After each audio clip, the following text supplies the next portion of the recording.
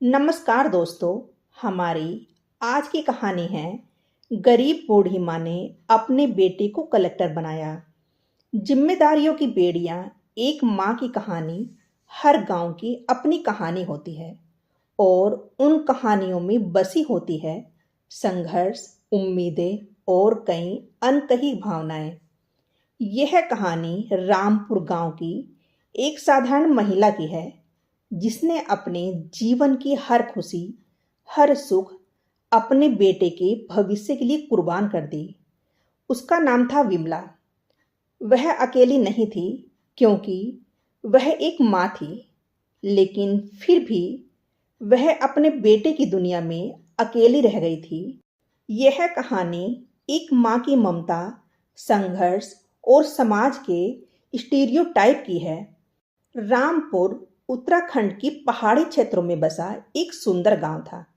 हरी भरी पहाड़ों के बीच बसे इस गांव में ज्यादातर लोग खेती पर निर्भर थे, लेकिन विमला के पास ऐसी कोई संपत्ति नहीं थी। उसका जीवन बेहद कठिन था। पति की मौत के बाद वह बिल्कुल अकेले रह गई थी। गांव के लोग सहानुभूति दिखाते थे, लेकिन मदद के नाम पर कुछ नहीं था। विमला के पास जो एकमात्र सुख था वह उसका बेटा रोहन था। वह उसका सब कुछ था और उसने मन ही मन ठान लिया था कि चाहे कितनी भी मुसीबत आए, वह अपने बेटे को अच्छी शिक्षा देगी। उसे यकीन था कि उसका बेटा एक दिन एक बड़ा आदमी बनेगा और वह अपना जीवन बदल सकेगा। विमला हर दिन सूरज उगने से पहले ही उठ जाती और दूसरों के घरों में काम करने के लिए निकल जाती। उसे बहुत सारे काम मिलते, झाड़ू पोछा, खाना बनाना और कपड़े धोना, लेकिन वह कभी किसी काम से पीछे नहीं हटी। उसकी आंखों में बस एक ही सपना था, अपने बेटे को पढ़ा लिखाकर एक बड़ा आदमी बनाना। अंदरूनी भावनाएं और संघर्ष विमला के दिल में कभी कभी सवाल उठाते थे कि क्या रोहन सचमुच वह सफलता पाएगा जिसकी मैं इतनी चाहत रखती हूँ?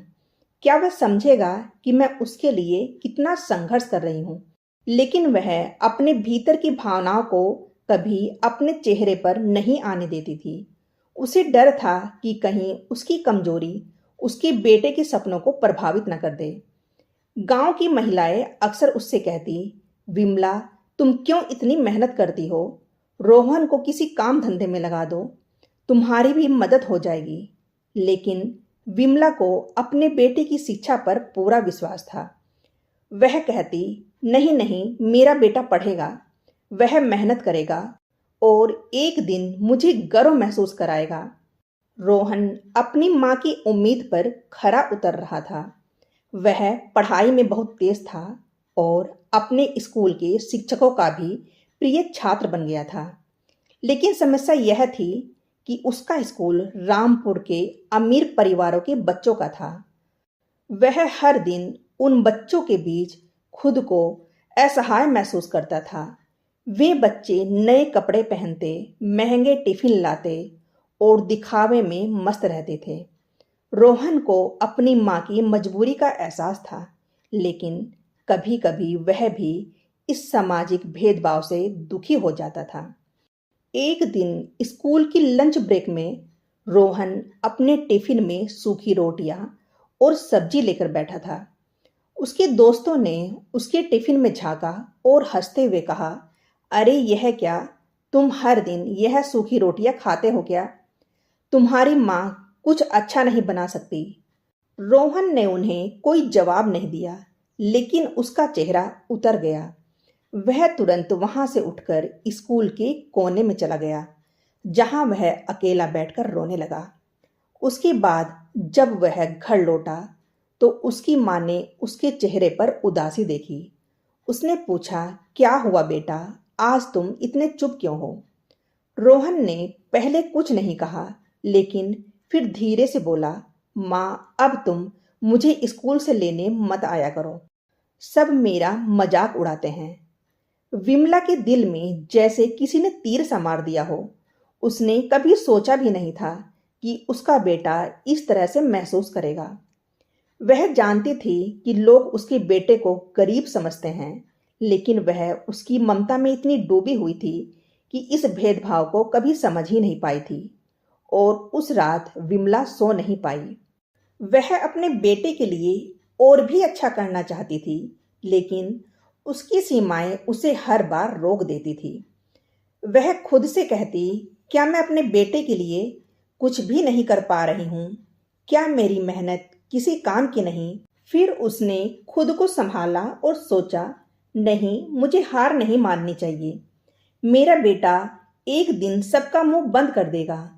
समय बीतता गया और रोहन ने गांव के स्कूल से अपनी पढ़ाई पूरी कर ली। अब वह और बड़ा हो गया था और उसे उच्च शिक्षा के लिए शहर भेजने की जरूरत थी। लेकिन शहर की पढ़ाई का खर्च उठाना आसान नहीं था।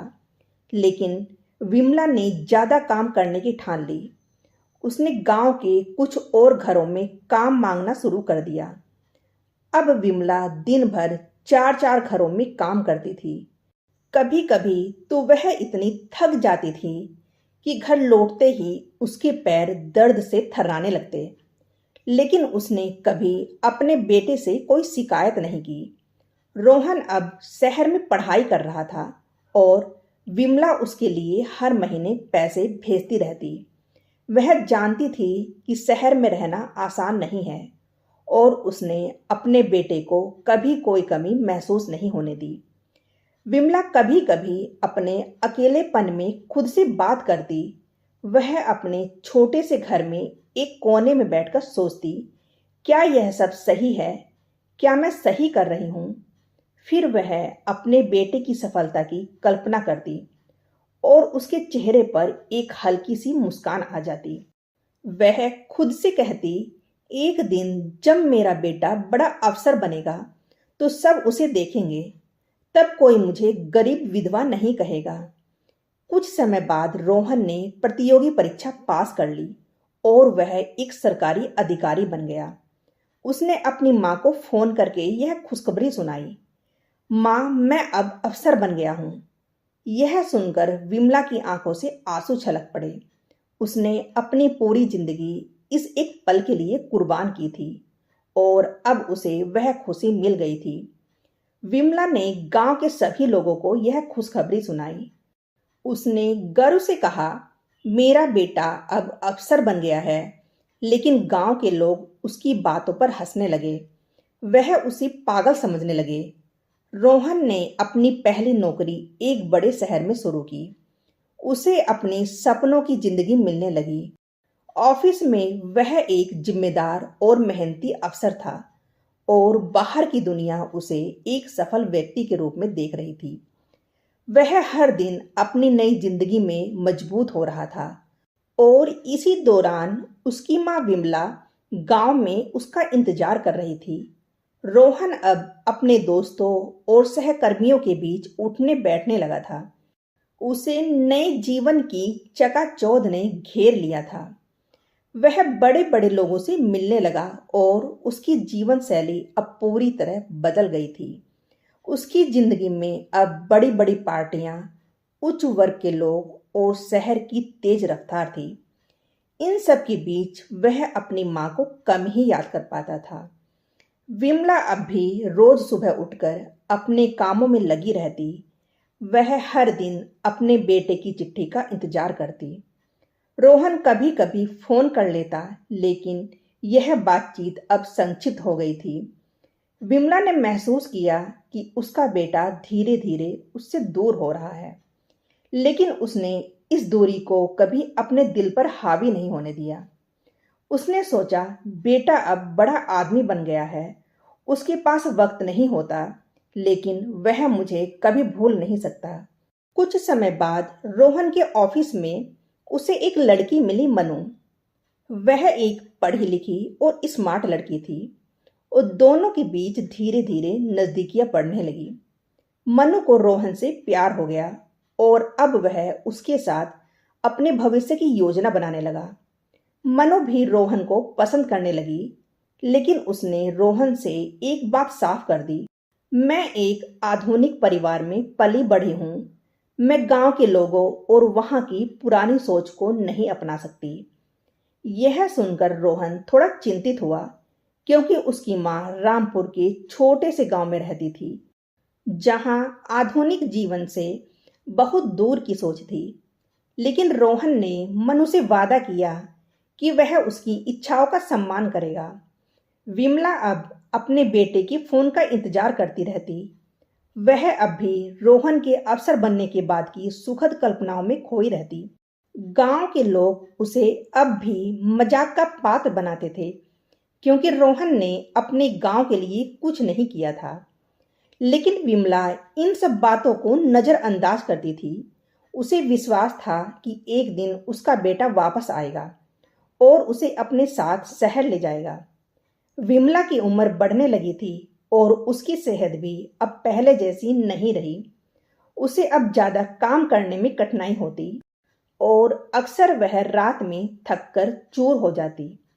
लेकिन फिर भी वह अपने बेटे के लिए हर त्याग करने के लिए तैयार थी। उसकी सोच थी, जब रोहन मुझे शहर ले जाएगा तब मेरा जीवन बदल जाएगा। वहीं दूसरी तरफ रोहन अब अपने जीवन में और आगे बढ़ चुका था। उसे अपनी मां से बहुत प्यार था, लेकिन वह इस उलझन में था कि अगर वह अपनी मां को शहर बुलाएगा तो क्या वह इस नई जिंदगी के साथ सामंजस्य बिठा पाएगी।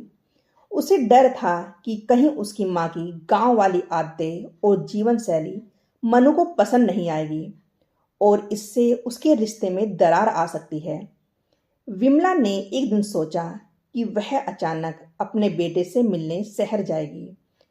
उसने अपने पुराने कपड़ों में से सबसे अच्छा कपड़ा निकाला और गांव से थोड़े पैसे उधार लेकर शहर के लिए रवाना हो गई। उसने सोचा था कि रोहन उसे देखकर खुश हो जाएगा और वह अब उसके साथ हमेशा के लिए शहर में रहेगी। लेकिन जब विमला शहर पहुंची और रोहन की घर पहुंची तो उसे एक झटका लगा। रोहन उसे देखकर मुस्कुराया, लेकिन उसके चेहरे पर एक हल्की सी झिझक भी थी। मनु भी वहीं थी और उसने विमला को देखकर एक औपचारिक सा स्वागत किया। विमला ने तुरंत महसूस कर लिया कि वह इस नई दुनिया में फिट नहीं बैठती। रोहन ने विमला से कहा, माँ, तुम यहाँ क्यों आ गई? तुम्हें पहले बताना चाहिए था। यह सुनकर विमला का दिल थोड़ा टूट गया, लेकिन उसने अपने आंसुओं को छिपाते हुए कहा, बस ऐसे ही तुम्हें देखने आ गई। विमला को रोहन और मनु के बीच की दूरियां साफ दिखने लगी थी। उसे अब यकीन हो गया था कि उसका बेटा बदल चुका है और उसकी इस नई जिंदगी में उसके लिए जगह बहुत कम बची है। वह बिना किसी शिकायत के कुछ दिन शहर में रही, लेकिन उसने महसूस किया कि अब वह उसकी दुनिया का हिस्सा नहीं बन सकती। विमला ने आखिरकार फैसला किया कि वह वापस गांव लौट जाएगी। उसने रोहन से कहा, बेटा, मैं वापस गांव जाना चाहती हूँ, वहां मेरी जिंदगी है। रोहन ने उसे रोकने की कोशिश की, लेकिन विमला ने उसकी आंखों में देख लिया था कि वह अब उसकी जिंदगी का प्राथमिक हिस्सा नहीं थी। विमला वापस गांव लौट आई और अब वह अपने जीवन में फिर से लौट गई। उसने अपने बेटे की सफलता को अपनी आंखों से देखा, लेकिन यह सफलता उसे वह खुशी नहीं दे पाई जिसकी उसने हमेशा कल्पना की थी। उसने खुद से कहा, शायद मेरे सपने बहुत बड़े थे या फिर मैंने अपने बेटे से बहुत ज्यादा उम्मीदें रख ली थी। विमला के जीवन में अब एक नई तन्हाई थी, लेकिन उसने इसे भी अपना लिया। उसने समझ लिया कि माँ की ममता और बेटे की जिम्मेदारियों के बीच यह दूरी अक्सर आती है। अब उसका जीवन पहले की तरह सामान्य होने लगा, लेकिन अब उसमें एक गहरी उदासी और खालीपन था। उसने अपने बेटे को सफलता की ऊंचाइयों पर पहुंचते देखा, लेकिन इस यात्रा में वह खुद कहीं पीछे छूट गई थी। रोहन की यादें और उसकी ममता विमला को जीवित रखती थी, लेकिन वह अब इस सच्चाई को भी समझ चुकी थी कि रोहन की जिंदगी में उसकी अहमियत पहले जैसी नहीं रही। समय बीतता गया और एक दिन विमला की तबीयत अचानक बहुत खराब हो गई। गांव के लोग उसे डॉक्टर के पास ले गए, लेकिन विमला ने साफ कह दिया, अब मुझे किसी इलाज की जरूरत नहीं है। बस मैं अपने बेटे से मिलना चाहती हूँ, उससे आखिरी बार बात करना चाहती हूँ। उसने रोहन को चिट्ठी लिखवाई, जिसमें उसने सिर्फ इतना कहा था, बेटा मुझे तुमसे मिलना है। जब यह खबर रोहन तक पहुंची तो उसे गहरा धक्का लगा। उसने फौरन गांव जाने का निर्णय लिया, लेकिन उसके मन में ग्लानि और अपराध बोध था। वह अब सोचने लगा था कि शायद उसने अपनी माँ के साथ न्याय नहीं किया। उसने अपनी माँ की ममता को समझा था, लेकिन अपने व्यस्त जीवन में उसे वह महत्व नहीं दे पाया। रोहन गांव पहुंचा और अपनी माँ को देखा, जो अब बहुत कमजोर हो चुकी थी। विमला ने अपने बेटे को देखा और उसकी आंखों में संतोष की झलक थी। उसने रोहन का हाथ पकड़ा और कहा, बेटा मैं तुमसे नाराज नहीं हूं। मैंने तुम्हें उस ऊंचाई पर देखा है जहां पहुंचना हर माँ का सपना होता है।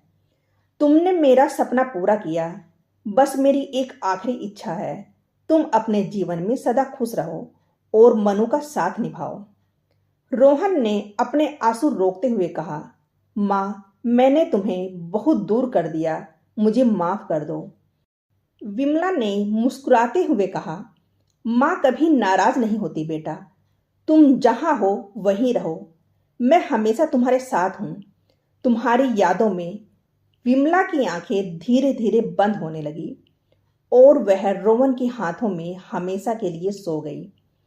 रोहन की आंखों से आंसू बहने लगे, लेकिन अब वह अपनी मां की ममता और त्याग की गहराइयों को पूरी तरह समझ चुका था। उसने महसूस किया कि उसकी मां ने हमेशा उसके लिए जिया और अब वह अपनी मां की यादों के साथ जिएगा। कहानी का अंत इस बात को दर्शाता है कि माँ बेटे का रिश्ता समय, दूरी और जीवन की चुनौतियों से परे होता है। विमला ने अपने बेटे के लिए सब कुछ त्याग दिया और रोहन ने अंत में यह समझ लिया कि दुनिया की सारी सफलताएं भी माँ की ममता के सामने छोटी पड़ जाती हैं। जीवन की भागदौड़ में हम कई बार अपने रिश्ते को भूल जाते हैं, लेकिन अंत में वही रिश्ते हमारी सबसे बड़ी पूंजी होते हैं। विमला की मौत के बाद रोहन ने गांव में एक छोटा सा स्कूल बनवाया, जिसे अपनी मां के नाम पर विमला देवी विद्यालय कहा गया। वह हर साल गांव में आता और अपनी मां की यादों में कुछ समय बिताता। मां की ममता और उसके दिए हुए संस्कार हमेशा रोहन के जीवन का हिस्सा बने रहे। कहानी का अंत यह दर्शाता है कि मां का प्यार कभी खत्म नहीं होता, भले ही परिस्थितियां कैसी भी हो। दोस्तों, इस कहानी के लिए आपकी क्या सोच है, कमेंट करके जरूर बताएं और वीडियो को लाइक और चैनल को भी सब्सक्राइब करना न भूलें। जय हिंद, जय भारत।